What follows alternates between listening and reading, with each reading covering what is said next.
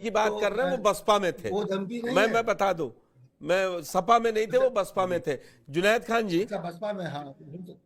ठीक ठीक, आपकी बात सही है, जी आपको जी पार्टी जी से लेना बताइए। देना। जुनैद खान जी, ये सीओ अनुज चौधरी अगर शांति कमेटी में कह रहे हैं तो एआईएमआईएम उत्तर प्रदेश में भी बहुत तेजी से हर बात पर रिएक्ट कर रहा है। कह रहे हैं वो ये गलत बोल रहे हैं। कैसे गलत बोल रहे हैं?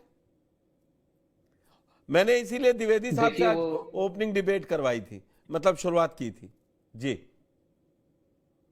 देखिए वो एक वर्ग विशेष से ये कह रहे हैं कि अगर वो लोग रंग झेलने की बिल्कुल नहीं कैपेसिटी कह में रहे नहीं हैं है वो। तो वो लोग। पढ़िए उस पे, वो भगवान और अल्लाह सबको कह रहे हैं, वो उसके व्यक्ति अलावा भी विशेष उन्होंने कैसे? एक बात ये कही कि जो उन्होंने एक बात ये भी कही कि अगर आप रंग झेलने की कैपेसिटी में नहीं है तो आप अपने घर के अंदर रहिए। बहुत से मैं ये हिंदू नहीं जानना खेलते चाहता भाई हूँ साहब। मैं ये जानना चाहता हूँ कि ये जो त्योहार के समय उनका ये जो दिशा निर्देश है, क्या संबल में धारा 144 लगी हुई है, कर्फ्यू है या कोई इमरजेंसी है जो ये लोगों को कह रहे हैं कि घर में रहिए? बजाय इसके कि वो कानून व्यवस्था को संभालते, वो ये कह रहे हैं कि एक वर्ग विशेष या एक धर्म के लोग अगर होली में या रंग से उनको परहेज है तो वो घर से बाहर ना निकले। वो कह रहे हैं कि साल में 52 जुमे आते हैं, होली एक बार आती है। मैं ये कह रहा हूँ कि अगर 51 जुमे में जो लोग जा रहे हैं शांतिपूर्वक नमाज पढ़ रहे हैं, तो क्या वजह है कि वो 52 जुमे में जाएंगे तो वहां पर माहौल खराब हो जाएगा? बजाय इसके कि एक सीओ को लॉ एंड ऑर्डर को मेंटेन करना चाहिए, अपनी जिम्मेदारी निभानी चाहिए, वो यहाँ पर पॉलिटिक्स कर रहे हैं। 2 साल पहले भी होली और जुमा एक दिन पड़ा था।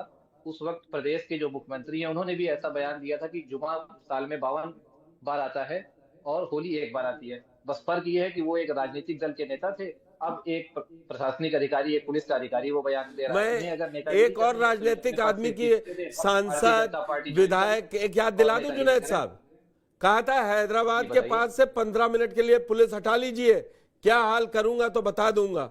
तब आपने मजम्मत किया, आज आप उस पार्टी के प्रवक्ता हैं, उसकी भी निंदा जी कर दीजिए बताइए ना। क्या।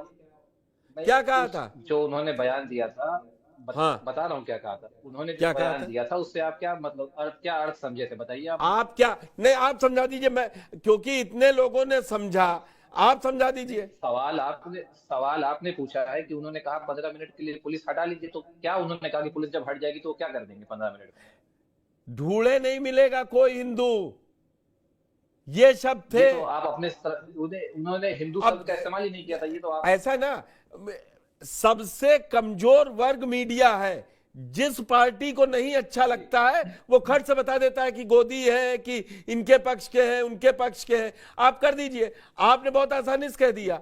ये आप भी ईमानदारी से जानते हैं कि क्या कहा था ओवैसी साहब ने। अगर तो जो उन्होंने मानक हिंदू ऐसा शब्द का रखिए ना, इस्तेमाल। मानक ऐसा रखिए ना जो ठीक लगे। नहीं, जो आप प, अगर मान लीजिए, मैं आपकी बात को वैसे मान लूं जैसा आप प्रेजेंट कर रहे हैं इसको, तो एक जी, राजनीतिक दल के नेता का बयान और एक सीईओ के बयान को आप अगर कंपेयर करेंगे तो फिर इसका तो कोई कंक्लूजन नहीं निकलेगा। राजनीतिक दल के नेता है कि वो जिस सांसद थे, जिम्मेदारी पे वो अगर जिस मैं गलत जिम्मेदारी नहीं हूं। वो